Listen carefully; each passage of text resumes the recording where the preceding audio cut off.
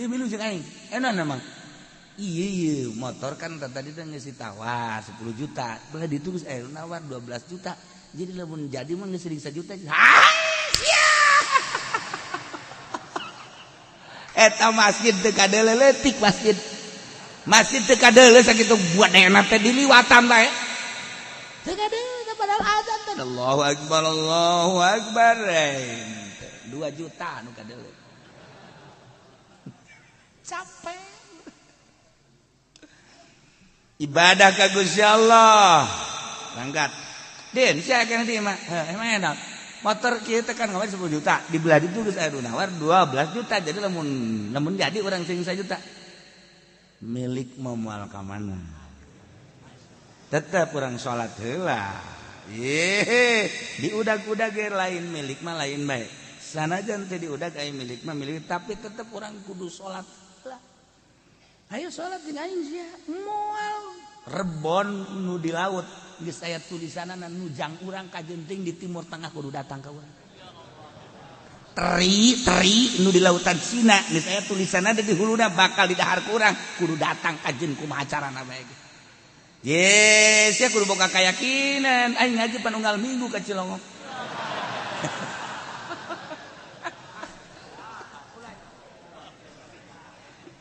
Babaturan lana taqiatuddin sia deuk salat bae geus aing mah deuk heula bae ieu mah lamun teh mah jadi 12 juta atuh sia mah atung jatuh milu ngeuman los tas blang aing mah sapira duit 1 juta tapi aing ieu ninggalkeun berjamaah sabaraha ganjaranna leg-leg ku sia 2 juta loh ngomong doang billahi minasyaitonir rajim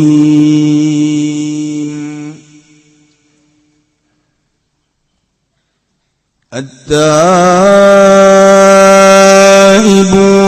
al-abidun al-hamidun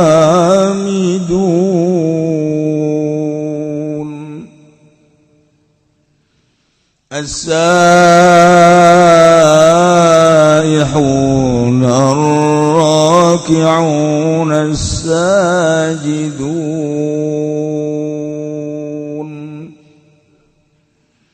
الآمرون بالمعروف والناهون عن المنكر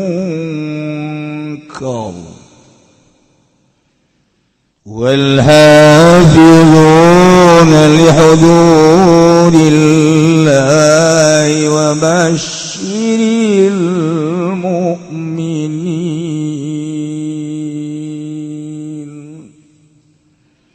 والله أعلم بمرادي التائبون العابدون nyaritakeun jelema mukmin anu bakal dibere surga ku Gusti Allah teh aya 8 rupa. Nomor kahijina at-taibuna mu'minun anu tararoba tina kasalahan-kasalahan mumpung urang masih keneh dibere kesempatan ku Gusti Allah. Ulah sok adigung-adiguna urang pake tobat ka Gusti Allah. Nu paling hebat jam 3 peuting. Paling hebat. Setengah 3 hudang mandi wudu salat Allahu Akbar 2 rakaat langsung diuk merenung kesalahan-kesalahan. Geus pokona mah bisa dirasakeun lamun urang jam 3 merenung kesalahan-kesalahan. Sapoe, 2 poe, 3 poe, 4 dicoba. Tobat ka Gusti Allah dengan renungan-renungan peuting. Leles. Karena hati orang teh leuleus teu aya we panas-panas teu aya tenang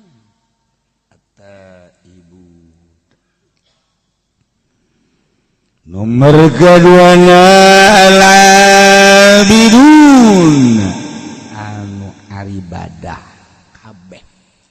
Masyaallah. Ibadat ibaratun anil itsan bi fa'lin musyirin bi ta'zimillahi ta'ala ala aqsal wujuhi fi ta'zim. Pelaksanaan ngagawean hiji ibadah ka Gusti Allah, ngagungkeun ka Gusti Allah, ngagungkeunana nu pohara pisan. Ya Allah. Ya'nahumul ladzina 'abadallaha fis sarra'i wad dharra. Jelema anu nyembah ka Allah dina keur sehat keur gering. Ibadah ka Allah. Keur sugih keur susah, beurang jeung peuting. Qaumun akhadhu min abdanihim fi lailihim wa naharihim, beurang jeung peutingna teh ibadah we ka Gusti Allah. Dina hate teh boga pikiran kieu, aing teh eueuh tadina ku ari aya nu ngaayakeunna Allah, Maha Kawasa Allah pangeran aing, geus aya aing dihirupan ku Gusti Allah. Ya Allah ya Rabb, alhamdulillah abdi teh dihirupan ku Gusti, dulur abdi tetangga abdi nu sebaya jeung abdi geus baralik abdi masih kena dihirupan, tur dibere sehat, batur maya nu bengek, darah tinggi dan lain-lain sebagainya, tapi abdi mah dibere sehat. Gusti, iya abdi teh sehat, abdi hirup, abdi segala rupa pakena bakti ka Gusti. Naon ku Gusti dititah? Salat. Lah insyaallah leutik perasaan salat. Puasa, ya sapira puasa. Kecil lamun puasa. Tahajud, ya sapira tahajud. Tuh kan. Sedekah, Gusti abdi mah jadi kanikmatan sedekah. Ngeunaheun perasaan sedekah teh. Haji kobok itu mah. Nyantu niat tim piatu asal aya indungna be nikmat. Fakir miskin. Tah. Ibadah ka Gusti Allah. Nyaan. Eueuh nu di dalam. Naon perintah Allah? Salat, siap. Urang kan ibadah teh kuari mah berat, asa beban. Taat perintah, syariat. Keur ngeuna-ngeuna urang diuk.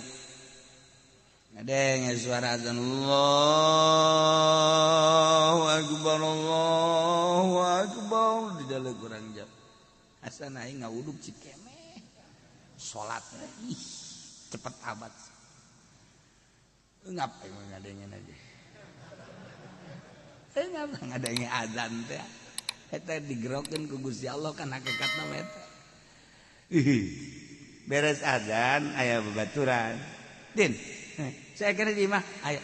Ieu milu jeung aing. Enaon mah? Iya motor kan tadi teh geus ditawar 10 juta. Belah ditu geus aya nawar 12 juta. Jadi lamun jadi mah geus 1 juta. Eta masjid teu kadeuleu leutik masjid. Masjid teu kadeuleu sakitu buat enak teh diliwatan bae. Teu kadeuleu padahal azan teh. Allahu akbar. 2 juta nu kadeuleu. Capek. Ibadah ka Gusti Allah. Langgat. Den, sia kana di mah. Emang enak. Motor kieu teh kan ngawar 10 juta, di belah ditu geus aya nawar 12 juta. Jadi lamun jadi urang sing 1 juta. Milik moal ka mana? Tetep urang salat heula. Diudag-udag ge lain milik mah lain bae.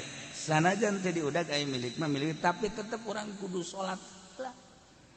Hayu salat jeung aing sia moal rebon nu di laut. Geus aya tulisanana nujang urang ka genting di timur tengah kudu datang ka urang.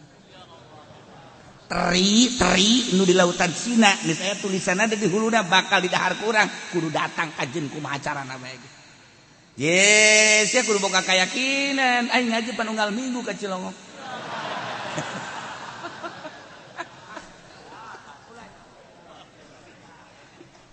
babaturan taqiyatuddin saya dik salat bae geus aing mah deuk heula bae ieu mah lamun teh mah jadi 12 juta atuh sia mah atung jatuh milu ngeuman los tas blang aing mah sapira duit 1 juta tapi aing ninggalkeun berjamaah sabaraha ganjaranna leg-leg ku sia 2 juta loh ngomong doang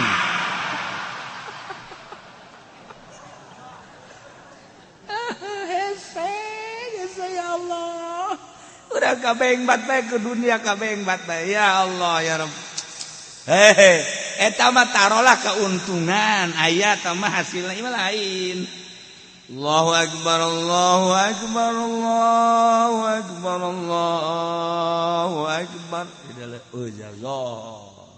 siap-siap jangan di masjid jol bae baturna Waalaikumsalam kawana henteu nah yang kapanggih bae jeung cle bae di kopi aju aing teu mau rokok kebeneran atuh pangmeulikeun heula dibeureikeun plak eta pan uplek tah ngarokok ngopi ngarokok deureus rokona tinyana mah pun ti urang keneh aju terus bae salat geus ka mana bae eta kan rugi jasa coba lamun hebat bae kieu ente mah kopi ieu ieu ka kieu gampang urang ngopi ngapa ngarokok tapi urang salat teh lah berjamaah ya tuh salat panjang keneh waktu teu bisa aing mah ieu lamun teu berjamaah ngageter hirup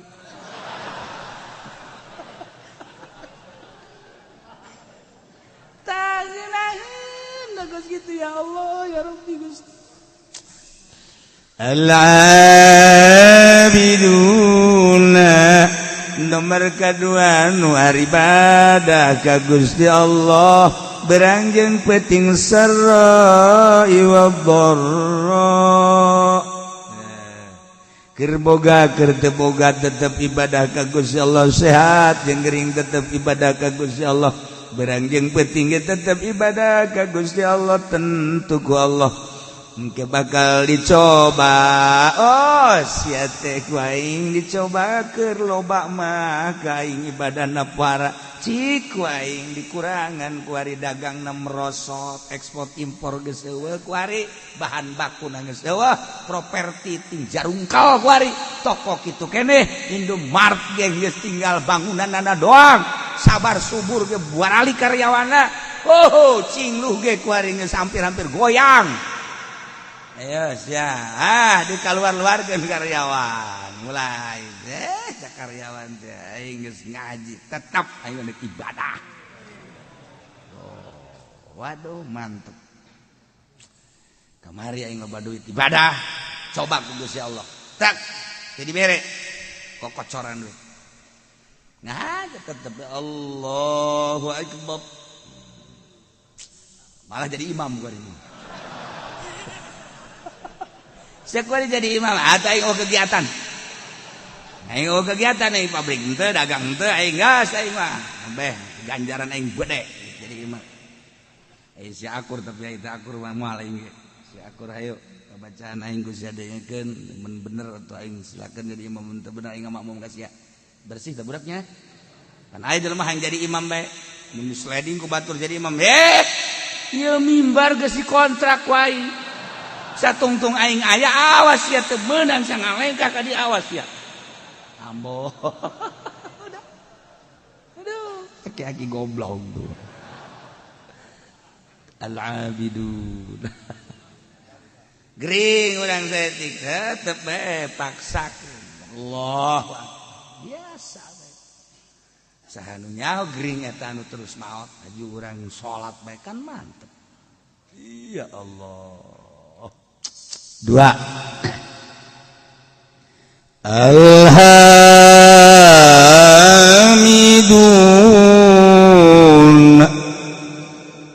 anu mararuji kabeh ka Allah ala kulli hal setiap situasi jeung kondisi kumaha bae selalu muji ka Gusti Allah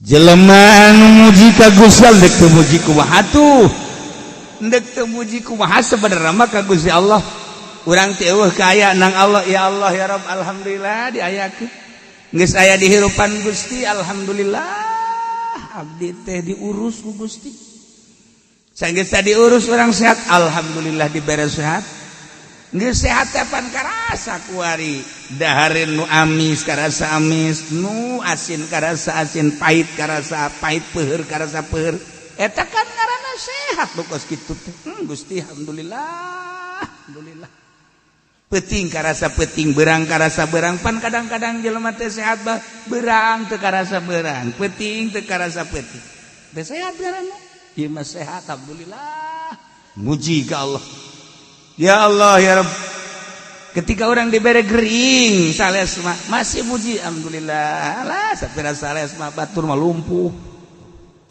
urang dibere laleles tapi bisa kere lempang alhamdulillah Gusti kekarek dibere leles batur mah geus teu bisa lempang dibere orang geus teu bisa lempang alhamdulillah Gusti batur mah teu bisa diuk abdi mah diuk bisa keneh bisa urang atuh mah diuk tuh kan bisa diuk tapi teu bisa lempang alhamdulillah batur geus bisa diuk-diuk acat bari mah bisa ngedeng doang tapi robah mah bisa batur bae teu bisa robah-robah acan abdi mah ya alhamdulillah ngedeng mah bisa robah bisa ngomong mah ngeunah kadak dibere pararanas beungeut bae ge batuk saeutik maju bae teruskeun salat neng bilang aing mah geus baal salat bongan ku Allah dibere gering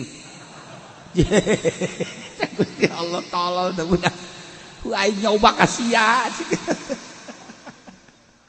muji terus ka Gusti Allah alhamdulillah li'anna Allah akhbara an ahli al-jannah bi annahum yahmiduna Allah ta'ala sebab Allah ngabejaan ka urang kabehan tentang ahli surga bahwa ahli surga teh maruji selalu ka Gusti Allah dina Al-Qur'an dijelaskan wa akhiru da'wahum anil hamdulillahi rabbil alamin selalu maca alhamdulillahi rabbil alamin wa akhiru da'wahum tungtung undanganana ucapanana ahli surga alhamdulillahi rabbil alamin takkan jeung Nabi kana Nabi idza atahul amru yasru qala alhamdulillahilladzi bi ni'matihi tatimmus shalihat idza atahul amru bi kurhi qala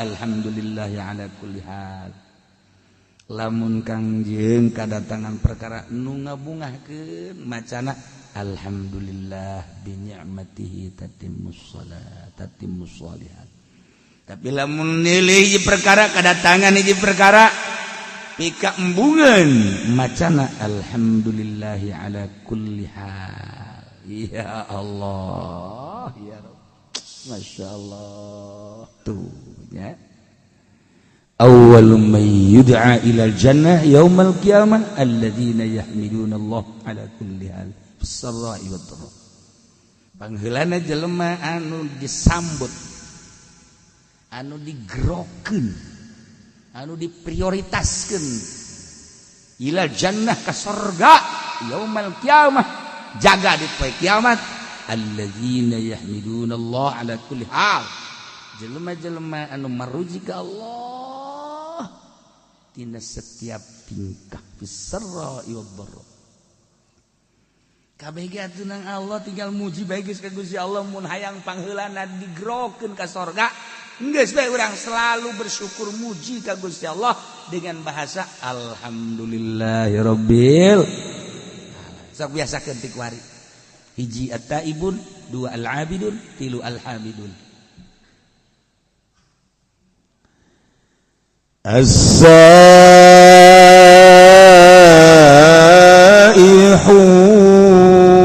as-saihun nomor kaopatna as-saihun teh ditafsiran ku Imam Jalal teh as-saimun nu pararuasa kabeh ya Allah padahal asal nama saihun teh anu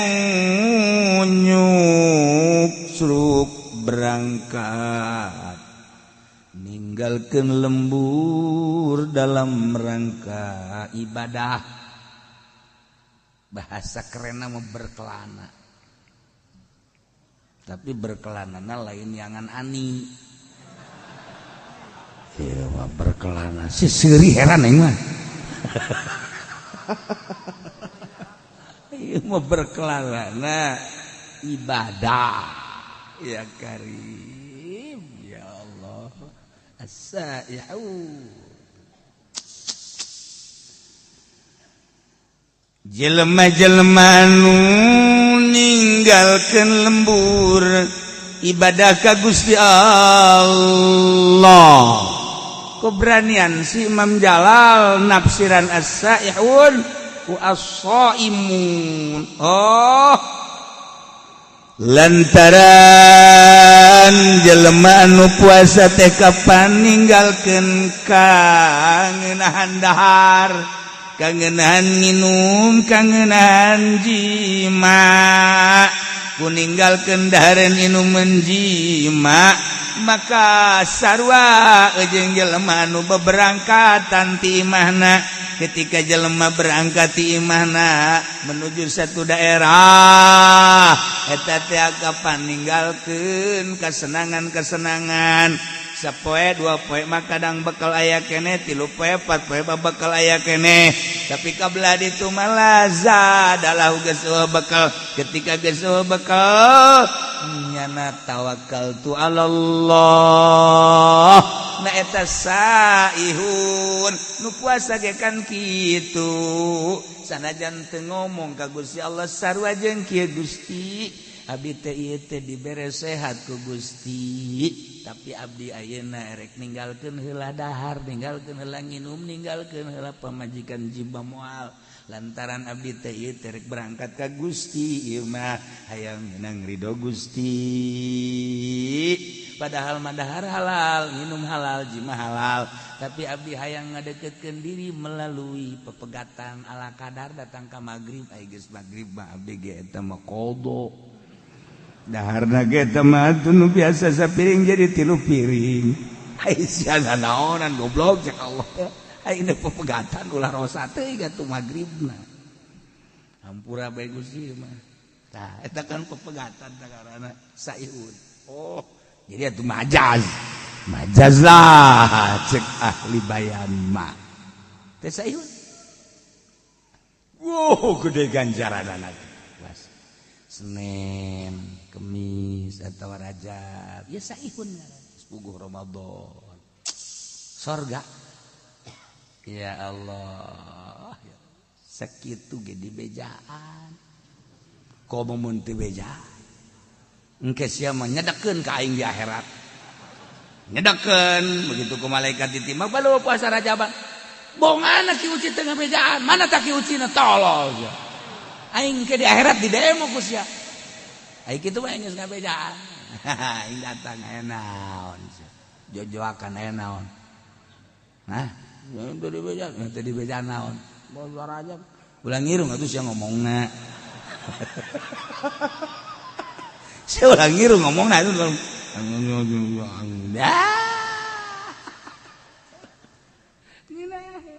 Aing malah nyedekeun ka sia. As-saihun, ya Allah, ya Rabb. Ya. Nomor kahiji as-saimun, tapi wakil cek sakal mah ieu dina hadis, cek dina hadis siyahatu ummati as-shaum tadi atawa talabatul ilmi, jelema nu neangan ilmu agama eta adalah saihun. Ninggalkeun lemburna ti Belaraja, ti Cisoka, ti SPT, Espatan, SPT teh Espatan. Ti Bogor. Ya diqurakeun. Suka taneuh. Nah, suka bumi maksudnya. pan digelag rakas tinggalkeun lembur ngaji neangan ilmu Allah saihun surga. Eta keur carita masih keneh saprovinsi urang lewat Jawa Tengah, Jawa Timur, makin jauh makin gede ganjaran. Wah, cenah urang mah kamisro. Wah, habis di jero. Cangro kacang di jero, sukro suuk di jero, babari comro oncom. Urang Sunda mah babari. Nyieun ngaran teh babari cilok, aci dicolok. Cireng aci digoreng ya, babari jasa guys. Waduh, nyieun ngaran sadaek-daek bae. Hah, aya deui basreng, bakso digoreng. Macam-macam, disebut jauh, tinggalin zaman. Tah, saihun teh talabatul ilmi santri-santrian. Sebab yantaqiluna min baladin ila baladin fi talabihi. Katilu saihun teh al-guzat al-mujahiduna fi sabilillah jelema perang ngaluhurkeun agama Allah. Masya Allah. Saihun Cakangjeng Nabi idam tanam minal ukli wal syurbi wal wiqai wasadda ala nafsi abwaba syahawatin fatahat alaihi abwabul hikmah wa tajallat lahu anwaru alimil alamil jalal. Saihun teh jelema-jelema anu pararuasa ninggalkeun dahar nginum jima hayang menang ridho Allah, berarti jadi pepegatan jeung kalazatan dunia. Di mana-mana jelema nahan dahar nahan nginum nahar jima jeung nahan jima jeung pemajikanana nutup lawang syahwat. Cakangjeng Nabi eta teh bakal infatahat salai abwabul hikmah, bakal kabuka lawang-lawang hikmah wa tajallat lahu anwaru alamil jalal, bakal ebre cahaya alam jalal. Mentak cakangjeng Nabi leuletikana kieu baheula man akhlasa lillah arba'ina sobahan zaharat yanabi'ul hikmah min qalbihi ala lisan. Saha jelema anu ngamurnikeun ngaikhlaskeun ngabersihkeun tina dahar nginum jeung jima puasa 40 poe bae bakal zaharat yanabi'ul hikmah, lahirlah sumran-sumran hikmah timbul tidak kolbukna bakal kana lisan. Engke lisanna bakal dibimbing ku Gusti Allah sebab kolbuna bersih 40 poe. Ulah dahar ulah nginum ulah jima jeung pamajikan 40 poe 40 peuting paeh bisa. Lain hajulah sakaligus peutingna saeutik bae berang tapa ngaran tapa. Ya Allah ya Rabbi abdi teh terik belajar tapa we dina bulan Rajab teh di pepegatan heula jeung sangu jeung nginum jeung jima peutingna ala kadar be urang teh lobakeun tafakur ka Gusti Allah tadarruk ka Gusti 40 poe coba ge. Ieu cakangjeng Nabi man akhlasa lillah arba'ina sobahan 40 poe bersihan zaharat yanabi'ul hikmah, bakal lahir sumran-sumran berhikmah. Geus omongan urang teh anu tatadina ku pamajikan tilok didenge ku ari mah didenge. Tatadina pan pamajikan ka batur mah daek kadang kana kasale ki mah tilok. Asal-asal ki ngomong mah ngajebian deh. Songong gitu banyak pan orangnya. Coba ge 40 poe urang tapak. Beuh pamajikan ge ujianna nampe di urang. Coba Kak. Ngomong sih Kak abdi asana rindu. Masyaallah eta bersihan 40 poe. Saihun ngaran. Masyaallah. Jadi kena lamun geus berhikmah min qalbihi ala lisani atuh payasiru minas saihin fi alami jalalillah al muntakilina min maqamin ila maqamin wa min darjatin ila darjatin.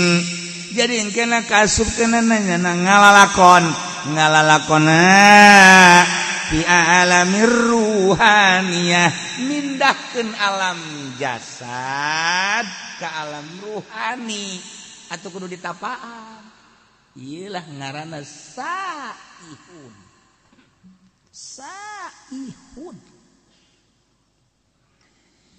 Di Bani Israel baheula teh aya hiji perguruan di mana-mana asup kadinya guru ruhani. Kita puasa tapang ngaranna riyadhah 40 poe 40 peti. Lanjut ku ari ge masih bala di Israel, di Bani Israel. Asal geus tapa 40 peti deuleujeung degena berubah. Ambeuna berubah. Kuari geus jadi aya di alam ruhan. Hebat eta perguruan. Perguruan ruhani mun kuari thariqah nu asli. Nah, aya hiji jelema asup ka dinya. Eta teh bagi teh tukang zina. Lacut mabok. Aing asup ke perguruan ieu lah. Riyadhah nya 40 penting biasa bae cara itu sesuai jeung aturan guruna. Baturna lah lulus nya mah henteu. Batur lulus nya mah henteu. Dedeuleun batur geus beda, dedengean geus beda. Perasaan geus beda nya mah tetep bae ngabaged. Laporan ka guruna. Cenah. Cakangjeng Nabi. Man akhlasa lillah 40 subahan yuharat yanabiul hikmah min qalbi ala lisan. Kula geus kurang kumaha cek cenah ieu. Nges ninggalkeun lembur, ninggalkeun dahar, ninggalkeun nginum, ninggalkeun jima. Tapi kok batur lalu lulus kula henteu? Mana ucapan kangjeng? Bau nungtutnya na. Cek guruna tenang.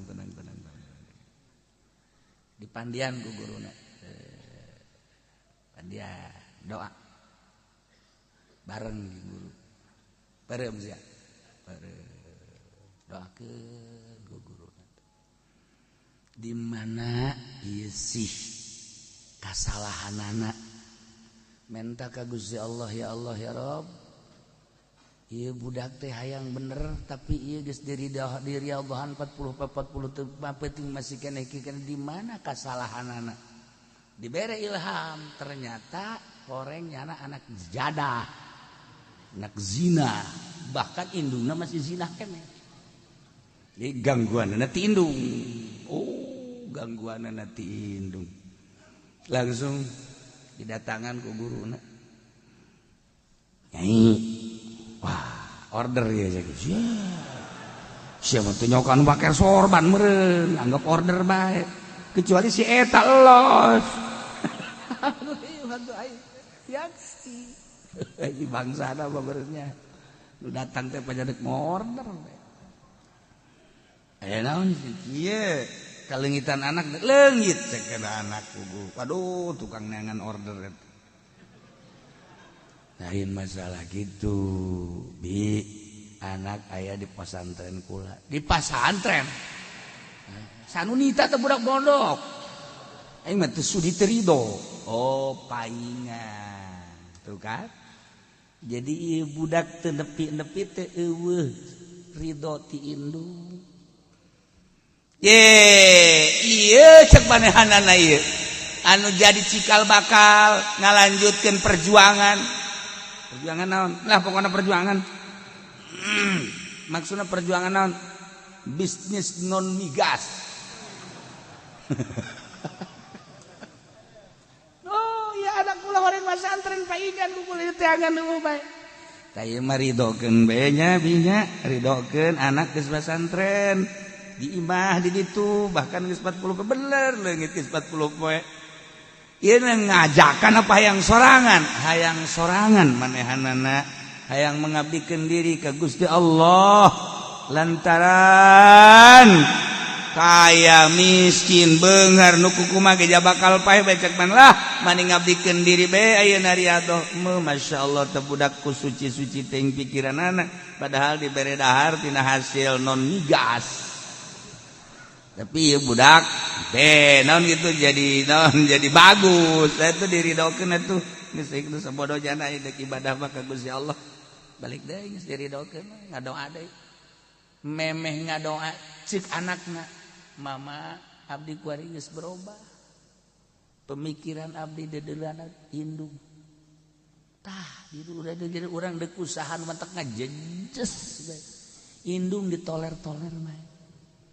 Urang dek naon indung tak indung pengabdian urang ka Allah tapi wasilahna kudu aya ridho indung birrul walidain masyaallah cak guru date sia kudu perasaan we kuari mah geus hayangna naon cenah hayangna jeung Allah tah eta geus teu hayang diberenan teu hayang abi mah geus jeung Allah tah urang teh ibadah supaya datang ka dinya tah supaya datang perasaan teh jeung Allah. Urang mah dongeng doang pan. Atuh dongeng doang mah riadoh henteu naon henteu. Kita puasa Senin Kamis bolos. Kita puasa Rajab bolos. Kita Ramadan hampir. Kumaha. Asa ihun. Masyaallah. Indah ieu ka makom ruhani. Kurang puasa beta puasa. Nyetikan tapi daharna, dahar mah dahar tetap minum tapi saeutik. Oh, beda ge perasaan lain deui. Dedeulan lain deui. Aju embung ka mana-mana. Embung ka mana-mana. Sayhud. Tuh kan ya kari. Lailah. Jelema mukmin anu bakal dibebungah ku surga 8 nomor kahiji at-taibun nomor kadua al-abidun nomor katilu al-hamidun nomor kaopat al-asaihun jelema nu pararuasa ninggalkeun kaladatan dunia menuju ridho Allah atawa talabatul ilmi ninggalkeun lembur demi untuk meraih ridho Allah melalui ilmu Allah. Teu asup salian teh ilmu Allah mah. Ilmu teh kan kabagi dua, aya ilmu dunia, aya ilmu akhirat.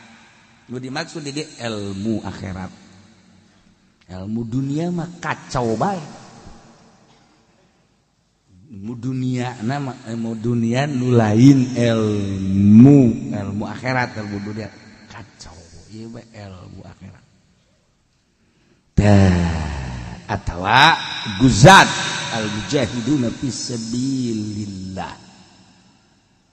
Mantap Kangjeng Nabi Isa disebut Masih Saihun Masih Isa al-Masih Ibnu Maryam Isa masih teh nya mah teu boga tempat Kangjeng Nabi Isa mah teu boga tempat tinggal matak leumpang we terus mah dakwah terus Masih Ibnu Maryam teu boga tempat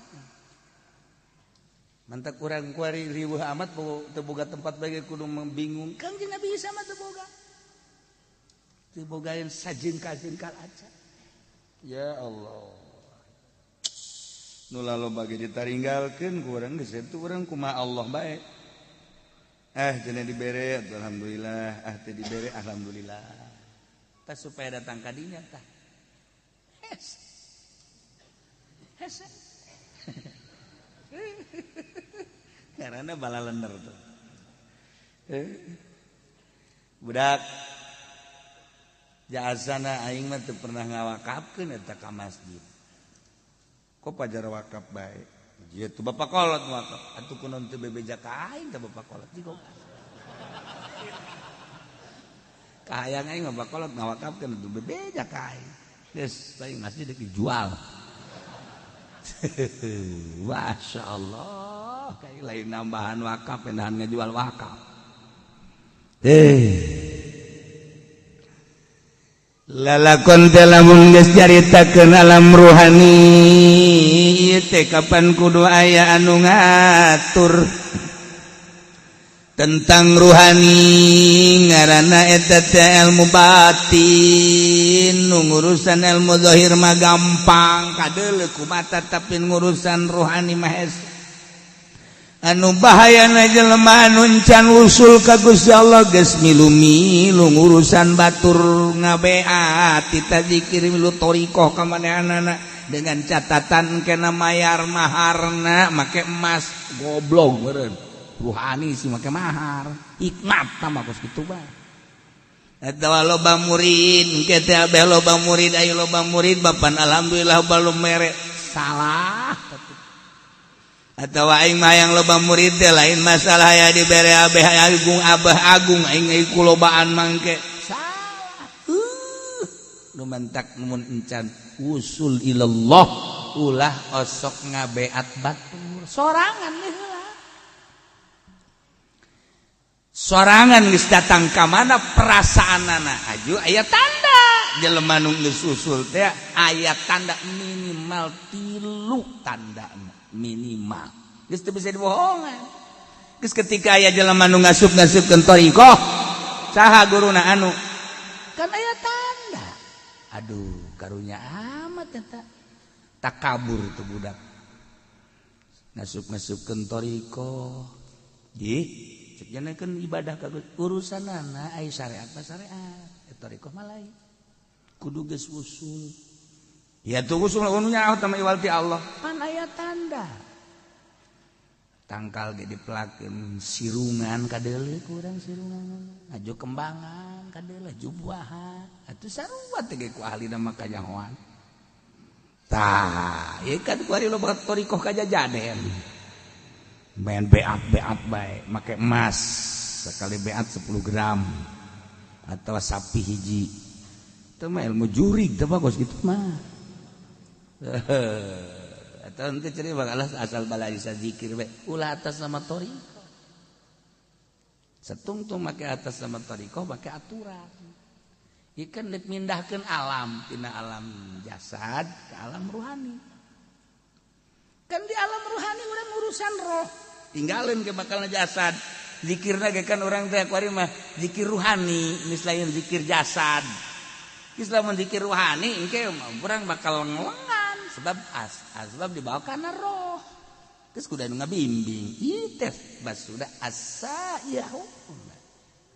Jelema anu ngalang-lang buana berangkat ninggalkeun jasad hendak menuju ruh.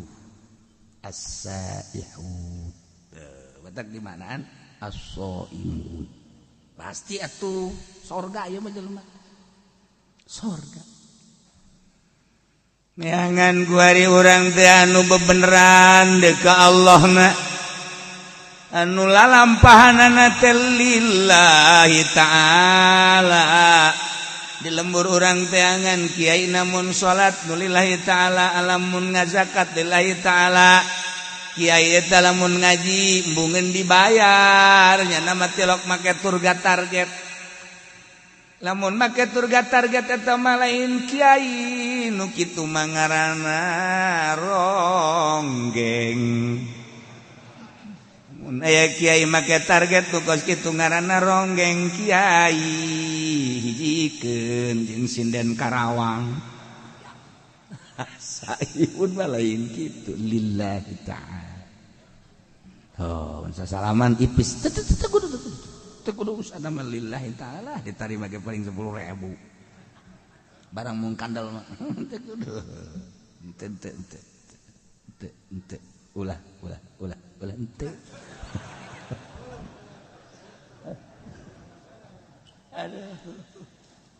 La ilaha sa'ihud ya. Di urang perkumpulan halqah. Riungan thariqah kuduna makan aya babacaanna khusus, tujuanna khusus nu ngabimbingna khusus. Cara ashabus supah geus ulah hayang nanaon. Geus abe ulah kabita neuleuh motor, teu kabita neuleuh mobil, teu kabita neuleuh jabatan makomo. Hiji we Allah. Lah cenah kiai ulah kos kitu cenah ngomongna kumaha cenah mun jelema kos kararitu engke ieu saha nu ngurus nagara. Ulah waka ngomong kitu sia. Teangan aya nu daekeunna goblok. Ye ulah sok aju ulah ngomong kitu cenah kiai beusi jelema kararitu kabeh. Ulah waka ngomong kos kitu aya nu endegna. Je digantung sia ku aing.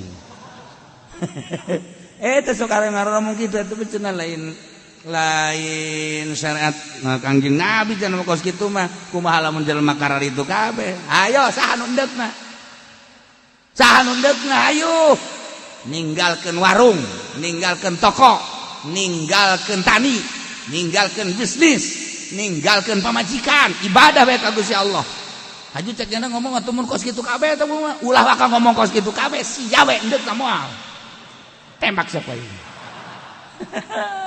Parangsana naon beureuh. Hese ugu. Pan Kangjeng Nabi mameme diangkat jadi rasul teh hubiba dipake ka resep kola.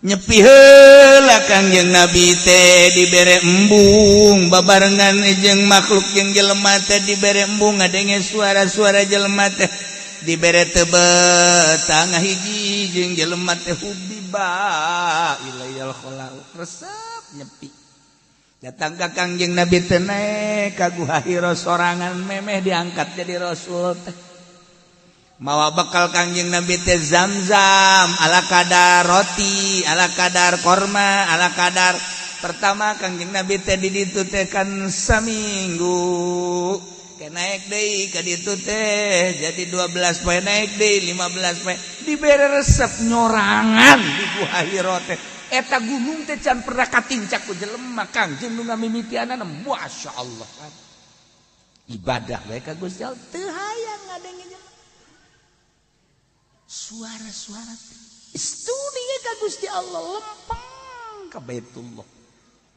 ibadah tahanus ngaranna dibere resep kos kitu nu mah tak wajar lamun malaikat Jibril datang sebab keur nyorangan urang mah kuari can pernah riadoh di pondokna ge di pondok modern boga jaringan organisasi barang datang ka imah deuk urusan agama ti mana horeng tai podol sero teu pernah tapa di pondok pesantren Salafiyah bae kuari geus unu tapa. Komo di SMP lain soreng sanawiyah. Maksudnya lain ulah tapi lain di urusan agama tah mah administrasi. Ulah dipotong atuh kiai sekaligus ngomongna. Ke admini jeung terasi kan jadi beda. Ubaing bae aing ngomong.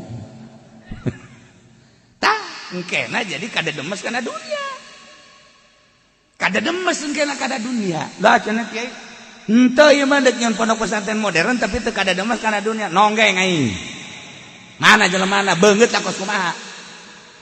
Beungeut tak kos kumaha Kiai Salafiyah hese. Ngariung asal tadi dibere berkat bae haju bae ngahiung ulah sok kasinggung ieu mah deuk nyaritakeun ge lain nyinggung hese maksudna hese mantak neangan kiai nu asup ka Golkar lillahi taala mana coba kiaina mana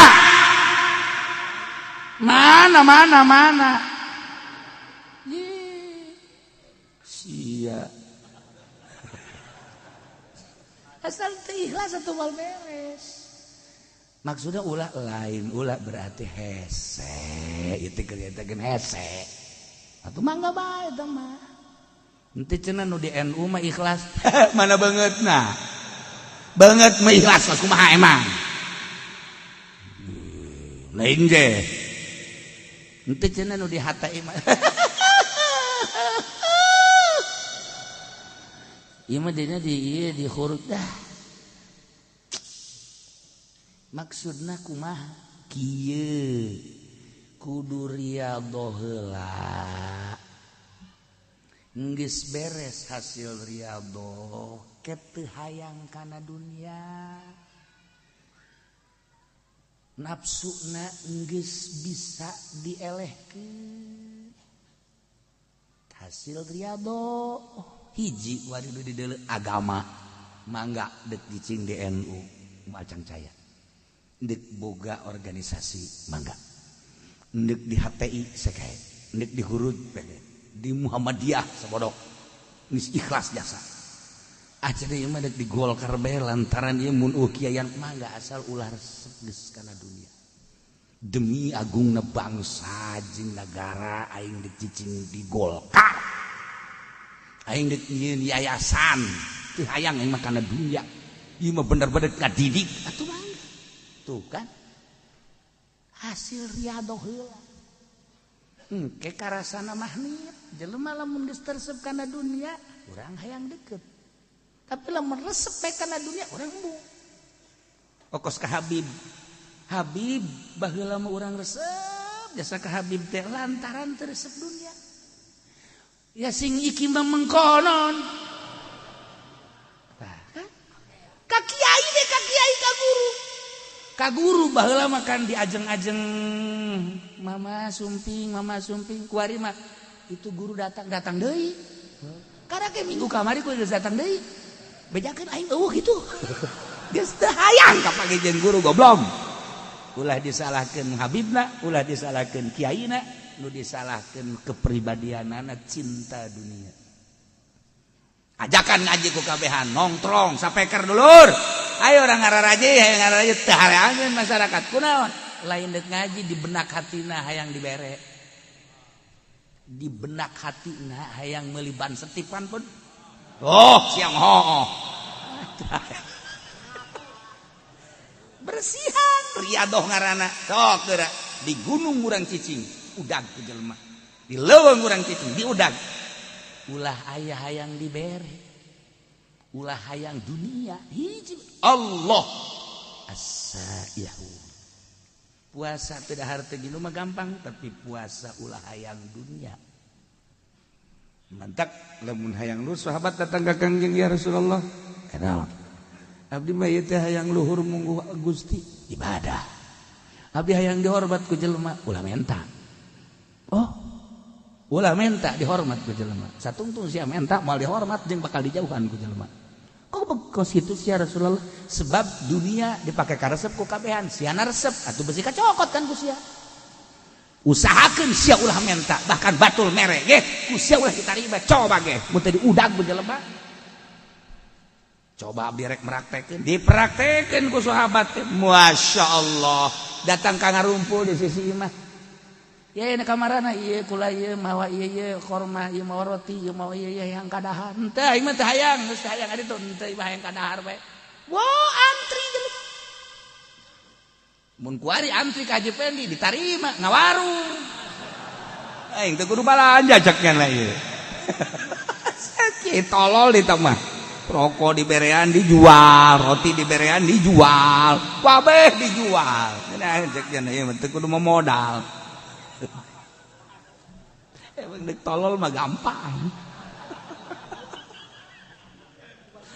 Asayuda hese asayuda teh ye kudu berangkat matak di manaan ku aso imun teh eta teh lain sembarangan. Nomor kedua talabatul ilmi santri eta kan santri teh ninggalkeun lembur jauh ka dulur ka indung ka bapak. Sanggeus cicing di pondok ngaji bae. Haju indung jeung bapana kadang-kadang pohoan. nu kuduna masa bulan dikiriman depan mah poho sebulan setengah can dikiriman depan eta budak mado terbengkalai tadi pondok teh ya Masya Allah nyana ge ngalamun be aing siboga bapatan teh ye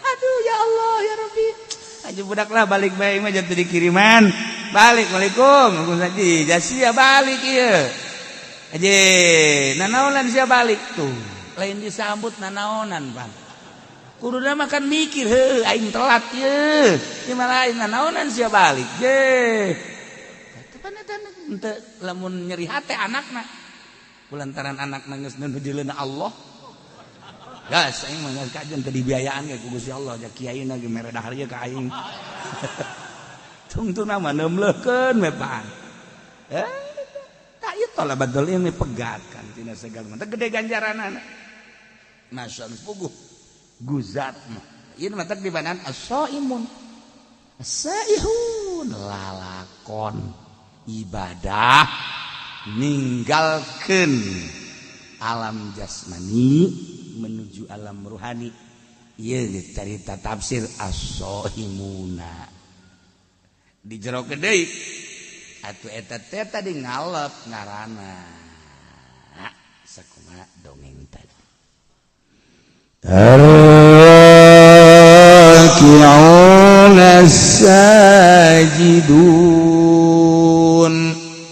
anu raruku kabeh jeung nu sarujud al musalluna tegasna nu sarolat raki'un jeung sajidun teh teh kinaya kana salat sebab hiji ibadah anu dirukuan kecuali salat hiji ibadah anu disujudan kecuali salat dimimitian kunang tung dah nangtung masih kene loba anu nyaruan tapi ketika ruku jeung sujud mah geus nu mantak nu dimaksud nama rakiun sajidun teh salat tapi nu diomongkeun nama rakiun sajidun teh jeung qaimuna sebab qaimun mah aya anu ngakuran tapi ruku jeung sujud mah teu aya nah nu bakal dibubungah ku sorga mukminun teh anu ar-raki'una sajidun sarolat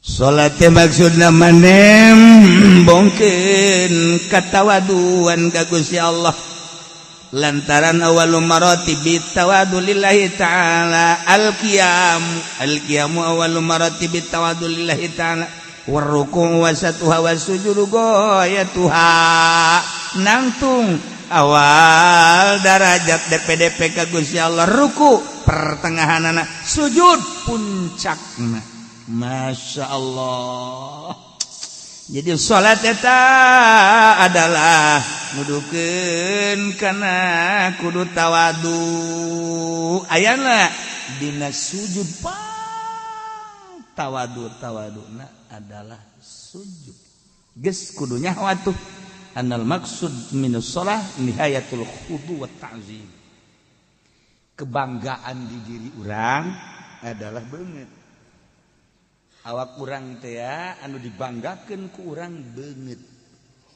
sebab ieulah nu paling dihareup boga sinar beungeut teh jeung boga harisma urang lamun neuleuh beungeut spm serem atawa beungeut jawara mata beureum kumis mablang jagot sempong awak kuru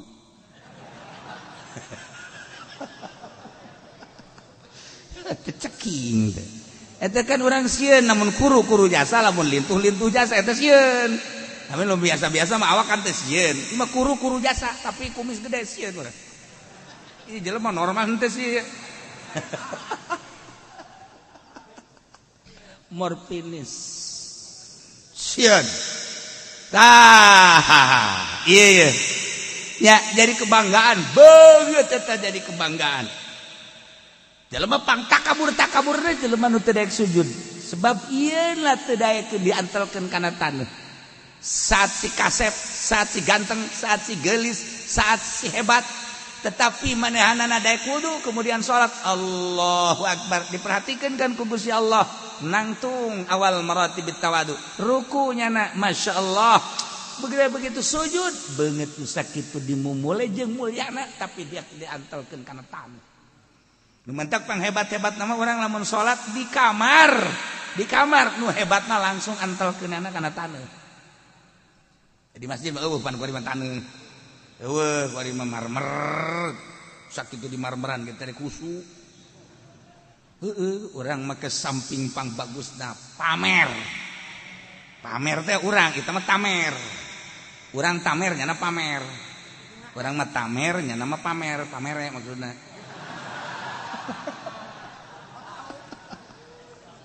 samping nu pang bagusna baju nu pang bagusna sajadah nu pang bagusna nya di jero masjid nu pang bagusna kopeah nu pang bagusna geus kabeh pang bagusna salat apa ngajamin husu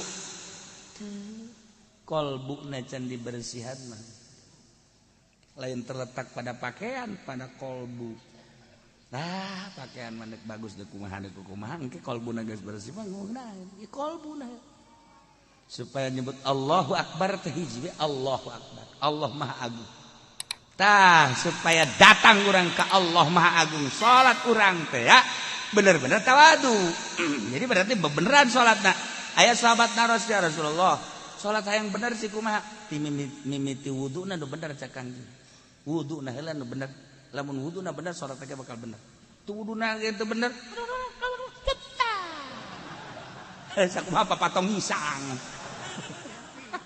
ieu wudu teh salat teh wal bener wuduna heula nu rapi hadirkeun beres salat mudahan bakal ieu kahuswanana engke ku Allah dibere aqrabu ma yakunul abdu ayakuna sajidan pang deket-deket da kaayaan hamba keur sujud ka Allah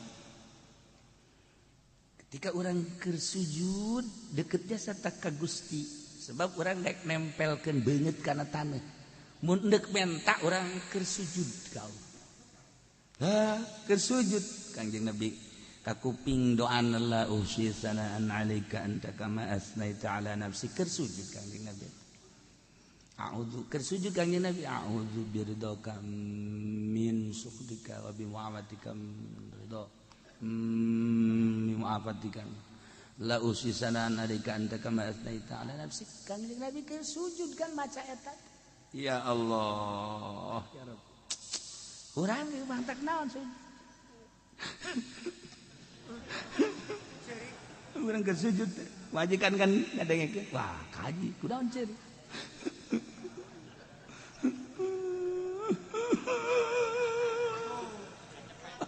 majikan ge baktara milu nya ge milu ceurik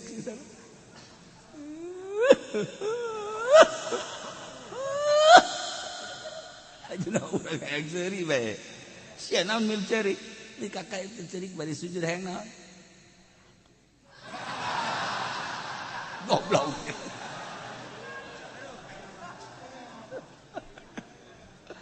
teta keur sujud urang naon kabutuh urang masyaallah ar-raki'un as-sajidun salat beungeut tu sakieu mulyana dimumule ku urang tapi daek dipake sujud geus sorga iyalah ar-raki'un as-sajidun masyaallah al-amiruna bil ma'ruf wan nahuna 'anil munkar urang nu nyaritakeun salat nya ieu keur carita bae heulanan Sayyidina Abu Bakar Siddiq radhiyallahu salatna 2 rakaat nya nama penting sholli sunat tahajud rakaatin Allahu akbar 2 rakaat doang ngan saquran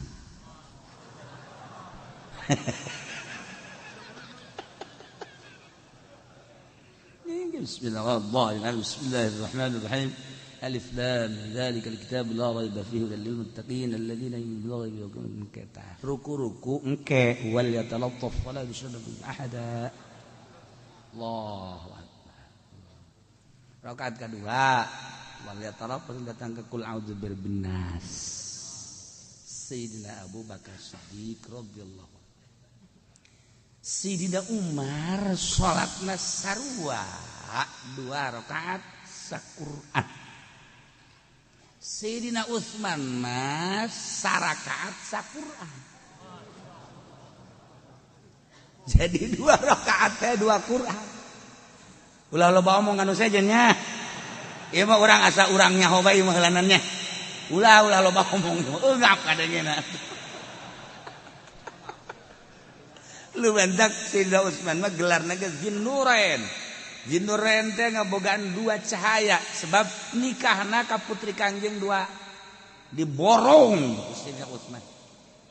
Ye, Ruqayyah pupus nikah ka Ummu Kulsum. Tak Ummu Kulsum pupus nikah ka Siti Ruqayyah. Eta Sayyidina Utsman mentak Zinnurain perintah ku Gusti Allah, ti Gusti Allah kawinkeun deui ka putra Anjeun Muhammad. Sebab naon? Salat tahajudna sarakaat saquran. Jadi 2 rakaat 2 Quran. Percis kos urang mah gitu.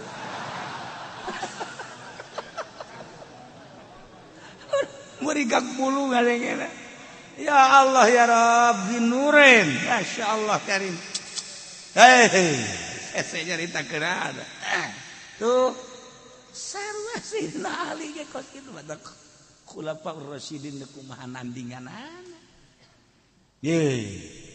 Ese ngomongkeun anak urang. Insyaallah karim. Kabelah dieuna dihitung ku urang, dihitung pembacaan. Lamun hayang tamat teh hayang tamat coba. Urang dikejar, lamun urang sajuz seperempat menit. Seperempat jam. Berarti kan sajam sabaraha? Insyaallah. Dari sekolahna teu naik bareng budaknya. Kunaon kadinya jawabanana. Inditkeun pod.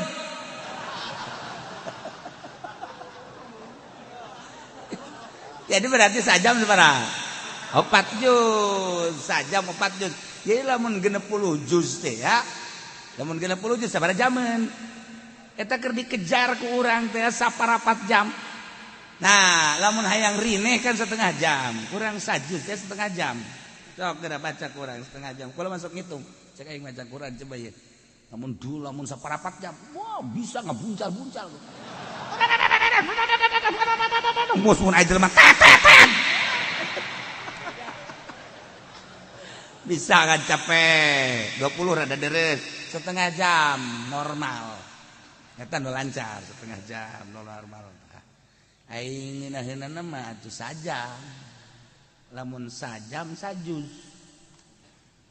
Atuh berarti lamun hayang 60 juz 30 juz tambahan lah. Lamun maksudna dua kali tamatan tah sarakaat diudag kurang. Jadi berarti 60 juz 30 juz eta kan hese tah. Ngudagna moal ka udag. Udag geus kurang moal bisa nuturkeun Sayyidina Utsman Sayyidina Abu Bakar Siddiq. Mal bisa, oh nyana mah lain alam ieu. Ngalengkah ke alam ruhani. Okos azan Ki Bilal lamun didengikeun ku urang 60 km kadeng. Ki Bilal suarana. Allahu akbar. Allahu akbar. 60 kilo.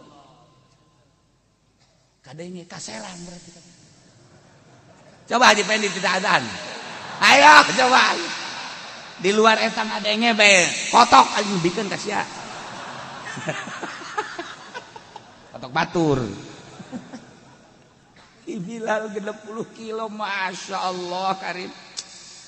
Moal bisa diukur kukumaha ge eta mah suara karomah tah mah. Suara karomah jelema keur ngangon kararieu bae. Jelema anu keur di sisi jalan kararieu nu di imah kararieu Ki Bilal eta begitu adzan Masya Allah. Nu tengah jawab, wabeh dihitung 30 kilo. Suara karomah tama. Kuari ge urang bisa make HP. Streaming. Bener teh ngomong eta streaming. Tama baju awewe streaming. Aduh, Gusti Allah. Ieu keur carita karomah mal ka udah urang teh mah geus alamna. As-saihun ar-raki'un as-sajidun. Aduh, masyaallah. Pokoknya orang nyaritakeun sahabat-sahabat tentang maca Quran. Urang geus tinggal tabena bae mangga hese. Urang hayang istiqomah bae hese maca Quran. Al-amiruna bil ma'ruf wan nahuna 'anil munkar. Anu bakal dibere pangbubungan surga teh mukminun anu selalu merentahkeun kahadean. Ma'ruf nomor hiji adalah iman, merentahkeun iman.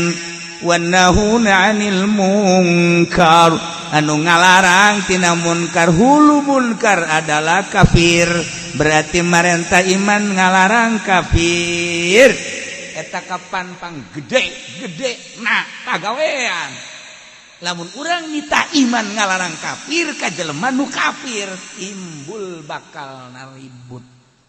Nanti jawab perangan. Al-amiruna bil ma'ruf wan nahuna 'anil munkar, perang ka jeung kumaha. Hiji-hiji atuh. Hiji-hiji heula. Al-amiruna bil ma'ruf, merentahkanlah kahadean. Dimimitian ku marentah iman, belah dituna marentah ulama maksiat, marentah karena keadaan ibadah.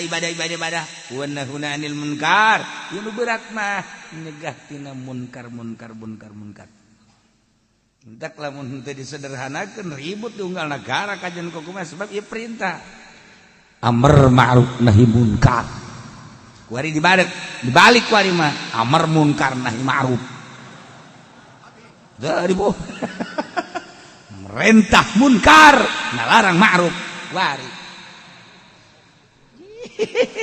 Wari di lobang, wari ya Allah ya Rabb. Geus urang atuh mah sabisa urang bae, amiruna bil ma'ruf sabisa urang, naon nu urang bisa diparentakeun, jeung naon nu urang bisa dilarang. Cara urang bae melalui pengajian, melalui rajaban, maulidan, jeung sajabana urang terapkeun al-amiruna bil ma'ruf wan nahuna 'anil munkar. Sabisa-bisa urang sebab teu bisa kuari melalui birokrasi di negara, geus leupas negara tina amar ma'ruf nahi munkar. Lepas. Nya mah geus teu urusan amar ma'ruf nahi munkar, geus leupas. Masyaallah, karim lepas. Urusan ananya nama APBD, APBN, proyek. Urusan agama. Bentak ditegoran ku Gusti Allah, banjir, angin, gempa. Tegor ku Gusti Allah, ulah kamalina anteuing sia teh hari rup teh marukan kumaha. Kos pangeran bae sia. Aingin langit, aingin bumi, aingin sia, aingin Quran. Usia ditoler-toler. Aing na aya, sia na nyeun aing, podaran sia ku aing. Dialingan ku Allah. Banjir. Dialingan deui ku Allah, ayo gempa. Elingan deui angin. Urang zikir teh keur waktu aya gempa bae. Subhanallah.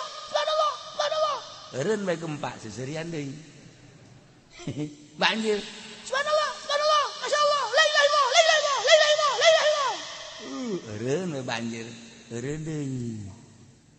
Sak Allah teh banjirkeun deui kitu ku aing ieu. Teu ditahayu ibadah ka Gusti Allah. Jadi pamarentahna eueuh we deui nu nitah. Eueuh nu nitah, kembalilah kepada Allah. DPR teh endahan pasini be, jeung pasini. Hayu nitahan coba tuh. Ditahan babalik ka Gusti Allah, lobakeun istighfar. Jadi orang ngeunaheun gitu tang ngadengena. We nu ngahayu-hayu kejadian alam. Asal banjir kejadian alam, gempa kejadian alam, angin kejadian alam. Kabeh kejadian alam. Kanu bogana ka ditu. Masyaallah. Ya al-amiruna bil ma'ruf wannahuna 'anil munkar. Wal hafizuna li hududillah. Jeung jelema-jelema nu ngaraksa kana batasan Gusti Allah. Maksudna batasan teh li akamihi, tegasna manu ngajagaan kana hukum-hukum Allah bil amali biha ku ngamalkeun kana hukum-hukum Allah. Mun hayang nyaho gede na hukum sapotong ayat ieu. Wal hafizuna li hududillah. Sapotong ayat eta teh sakitu tah nyaho bakal gedena dah hukum Allah. Emang kumaha? Nu ngajagaan kana hukum Allah. Hukum Allah teh disebut taklif. Ari taklif teh pamerdih. Pamerdih teh perintah kabagi dua, aya ibadah disebut ubudiyah, aya muamalah. Ibadah ya ieu teh urusanana patalina jeung salat, jeung beatuh engke dina fikih babus salat. Jeung nu patali kana salat wuduna, jeung patali kana syaratna, jeung patali jeung pembatalanana. Ieulah hafizuna li hududillah. Hite salat. Engke salat lagi aya fardu, aya nu sunnah, aya nu makruh, anu haram. Oh. Iya hafizuna li hududillah. Puasa. Bagian ibadah puasa. Ieu kan puasa tah. Geus naon teh hartina puasa? Kemudian puasa nu farduna nu mana, puasa nu sunahna nu mana? Aturan-aturan puasana kumaha? Dibuat bae ke babus shaum. Hafizuna li hududillah. Salat, puasa, zakat, sarua. Dijieun kana fikih babus zakat. Haji, babul haji. Ya Allah ya Rabb, iyalah wal hafizuna li hududillah, jadilah bagian ubudiyah. Jieun bab. Ieu menang nyokot tidak hafizuna li hududillah aya bab salat, jeung nu ta'alluq kana salat, bab puasa jeung nu ta'alluq kana puasa, bab zakat jeung nu ta'alluq kana zakat, bab haji jeung nu ta'alluq kana haji. Ya Karim. Ieu wal hafizuna li hududillah. Sebab li ahkam kuari bagian muamalat. Bagian muamalat eta aya anu patali, jeung usul asolah, jeung anu gair asolah. Nu asolah ieu adalah bagian kana hawasul khamas, panca indra. Panca indra teh kabagina 5. Atuh panca teh 5. Indra jadi indra nu 5. Mana hiji-hijina? Mazuqat rasa, malmusat ieu tah. Masmuat ieu teh ceuli, masmumat ieu teh irung, mubsorot ieu mata.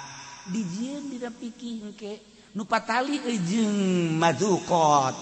Patali jeung madzuqat teh rasa, berarti ieu urusanana kadaharan jeung inuman. Eta lah madzuqat, ayalah ke di fikih babut ta'am. Berikut jeung surbi-surbina. Lah geus lamun carita ta'am engke kabagi ka dituna aya nu nabat aya nu hayawan. Geus lamun nu nabat sarana pertanian kumaha eta pikih ka dituna. Lamun anu hayawan kabelah dituna engke aya anu hayawan urusan mencitna, urusan nu dijadikeun udhiyahna, urusan anu dijadikeun buronanana jeung sajabana dijieun engke babna tina madzuqat jokotna. Masyaallah isa potong ayat wal hafizuna li hududillah. Mal anda setengah maghrib. Ayo sia mazukot. Tadina pikir teh lamun urang ngarti mah ya ngarti. Oh iya babu ta'am. Oh mazukot berarti muamalah. Oh huluna. Namun urang nyaritakeun ieu teh babu saum. Oh ieu teh bab ubudiyah ngaranna. tina wal hafizuna li hududillah berarti patali jeung puasa ubudiyah. Bedana muamalah jeung ubudiyah naon? Ari muamalah mah limaslahatin mar'iyatin lidin. Lain gitu lah limaslahatin duniawiyah. Ari ubudiyah mah lain ka maslahatan bangsa dunia. Lain ka maslahatan bangsa do bal libasohila mar'iyah din. Balik ka maslahatan agama ubudiyah. Jadi nyaritakeun ubudiyah mah nyaritakeun kemaslahatan agama ujung-ujungna akhirat. Langsung ka bajang patalina jeung urang mah doh disebutna. Urang nyaritakeun salat urusanana pribadi urang jeung Allah. Urang nyaritakeun puasa pribadi urang jeung Allah. Urang nyaritakeun zakat pribadi urang jeung Allah. Urang nyaritakeun haji pribadi urang jeung Allah. Tah eta ubudiyah ngaranna urusanana pribadi urusanana jeung akhirat. Tuh urusan dunia. Geus teu urusan duniana engke patalina teh mah jeung hukum di mana-mana ka urusanana mun ngacaukeun karak aya sanksi. Muamalah mah urusanana urusan dunia. Ya, nu tadi tah madukot tina cicip rasa. Berarti kan urusanana dahareun inumeun. Kuari malmusat teh nu diragap. Nu diragap teh baju taragapeun malmusa. Geus mana nu haram dipake jeung mana nu meunang dipake ya baju pakaian. Asupna malmusa wal hafizuna li hududillah. Aya aturanna. Anu dipake ku urang teh aya nu haram aya nu halal. Kitu keneh barang-barang malmusat sendok, piring, pinggan, jeung sajabana barang-barang dapur mana nu halal jeung mana nu haram istimalna. Malmusat karana termasuk awewe papa mana nu haram ditoel jeung mana nu wajib ditoel. Sia asal kos kitu behudang kan. Aya nu haram ku urang diusapna malmusat tah deungeun. Aya nu meunang ku urang dicekel ka anak atuh ka dulur mah haram. Aya anu wajib ku urang dicekelna lamun nya anak ku urang ngagusur bae ka ieu geus teu kuat jasanya. Urang geus teu make calana ieu kula ieu.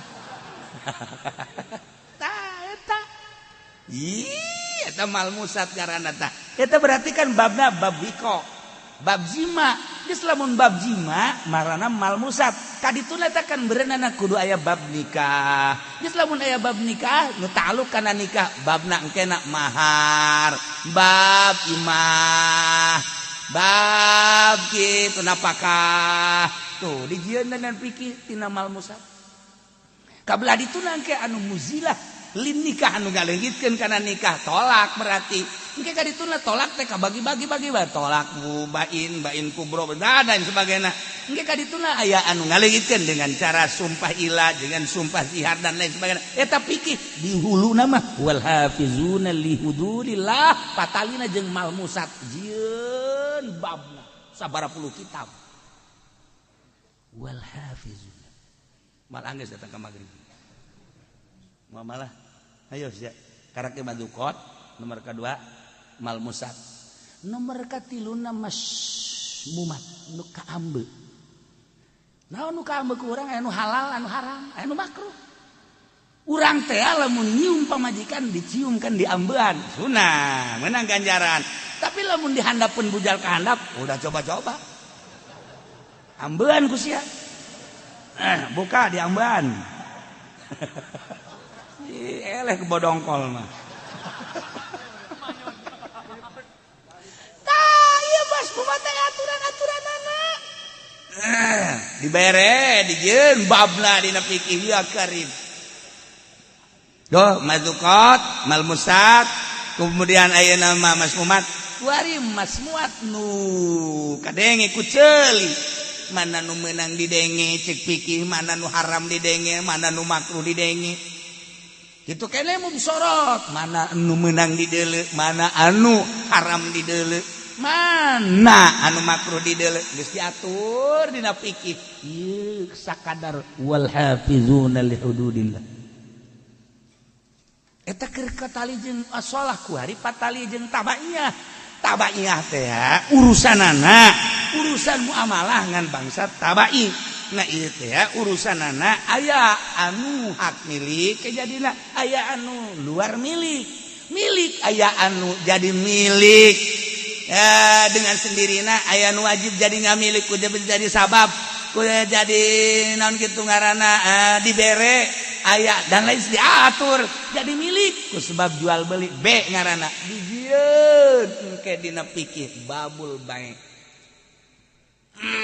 kabelah dituna bete aya baik bil ain wa ain bil ain benda jeung benda aya anu daen bil ain aya anu ain bidaen aya anu daen bidaen nu mana nu meunang jeung nu teu meunang geus diatur napi ngajual daen bidaen hutang kana hutang teu sah ngajual kuari urusanana ain bidaen bizimah kredit anu dua harga sah geus diatur ku agama wal hafizuna li hududillah geus diatur kabelah dituna engke aya anu urusanana rohnu urusanana ijalah urusanana babu amalah milik anu ngabistikeun kana jadi milik ieu urusanana waris tidak waris jadi tidak ahli waris jadi hibat jadi wasiat yang saja mana di bab iya tina wal hafizuna li hududillah masya Allah karim nah kabelah dieuna aya hak gonimah fae dan lain sebagainya ta eta teh kakarage kasupkeun kana jalbil manafi sedangkeun kabelah dituna daril mafasid dua hukum teh lamun teh jalbil masoleh daril mafasid urang carita keur jalbil masoleh sakitu panjangna sabaraha puluh kitab sabaraha ratus jilid bab-bab bae tadi tangges pohara tah lamun ku urang diatur rinci sedemikian rupa bakal nyaho urang panyokotanana ieu ti dia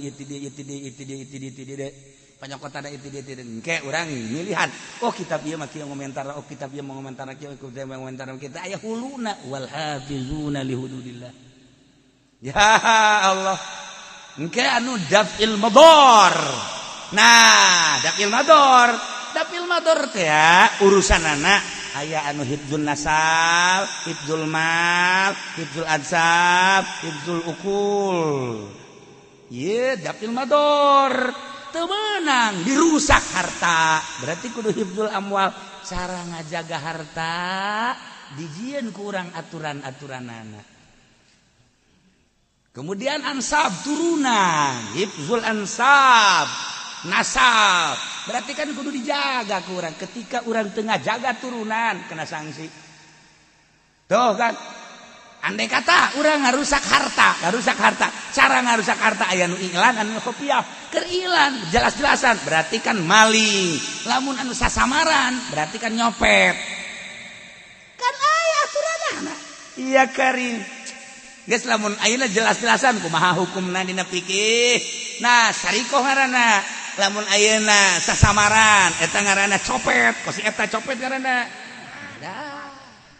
atuh aya aturan-aturanana eta tidak hifdzul amwal ajalah hifdzul abdan badan urang teh kapan kudu dijaga diriksa ketika dirusak berarti kan kena sangsina aya anu ngarusak awak sagalbang awak kulli nafsin berarti kan sawak sabeuleugeujeun berarti kan di dituna teh aya babna engke bab teh engke bab kisos bab had bab dan lain sebagainya lamun ba'dil abdan ngan curug doang ngan leungeun doang engke kan ti dituna berarti naon tah babna bab had jeung sajabana masyaallah hifdzul amwal hifdzul ansab hifdzul ukul akal teu meunang dirusak dengan cara kumaha bae akal dirusak teh mabok narkoba kena sanksi kumaha sangsina dijieun bab-bab dang ieu daril mafasid nah iyalah wanahuna wal hafizuna li hududillah anu ngajaga ngariksa kana sapirang-pirang batasan Gusti Allah tegas nama ngamalkeun hukum-hukum Allah urang kudu sadar lamun cek agama haram geus bae kudu nemah haram lamun cek agama halal kudu nemah halal sanakeun ku urang ieu mah makruh hayu tina ubudiyah tina muamalah engkena dijadikeun bae 5 4 geus ubudiyah tina muamalah munakahat jinayat jeung jinayah 4 jadi ngajikeun kajonteun ka luar negeri kajonteun ka mana bae nyaritakeun fikih mah hulu nangan 4 doang hiji ubudiyah nomor kedua muamalah nomor katilu munakahat nomor kaopat jinayat ieu dan dina ayat teh ieu wal hafizuna li hududillah sakitu doang geus talar ieu teu bisa kabeh hese al hafizuna li hududillah ya Allah maha kawasa Allah maha besar Allah maha segala-gala Allah dengan sekelumit bahasa Gusti wal hafizuna li hududillah tapi kerangkum kabeh karampid kabeh pikih sab pikih kabeh sadunya aya kabeh di jero ayat wal hafizuna li hududillah nu 4 hulu teh tadi hiji ubudiyah 2 munakahat 3 muamalah 3 munakahat 4 jinayah tidinya dijieun bab puluhan di kitab disyarahan deui ya Allah ya Rabb nu jelas mukminun anu wal hafizuna li hududillah ngajaga ngariksa ngamalkeun kana hukum-hukum Allah nyangakeun sadaya-daya kumaha cak Allah bae abdi bang geus percaya bae cak Allah haram-haram cak Allah wajib-wajib cak Allah sunah-sunah geus moal aya ruka-reka eta mah hawa nafsu teh mah nu kitu ngaranna cek Allah salat wajib abdi bandek ngalaksanakeun cek Allah zakat wajib abdi bandek cek Allah puasa teh Ramadan wajib mangga haji kitu keneh aya lain dilarang mah ku pamarentah basa aya corona tuh yang bandek bae kitu teh tuh nya henteu ka abdi mah ieu urusan-urusan nu dilarang soal jual beli berarti mau muamalah hambalah ya muamalah itu kene munakat mana itu kene jinayat abdi mandek nurut be ka Gusti Allah jahirup malila di alam dunia nah wal hafizuna li hududillah ngamalkeun kana hukum-hukum Allah ieu anu bakal menang pangbubung wa basyiril mu'minin bungakeun ku anjeun Muhammad para mukminin sarana bere bil jannati surga ya Allah mukminin lanu boga karakter ataibuna al-abidun al-hamidun as-sa'ihun ar-raki'un as-sajidun al-amirun bil ma'ruf wan-nahun 'anil munkari wal hafizuna li hududillah etalah anu bakal dibere pangbubunga sorga wa basyiril mu'minin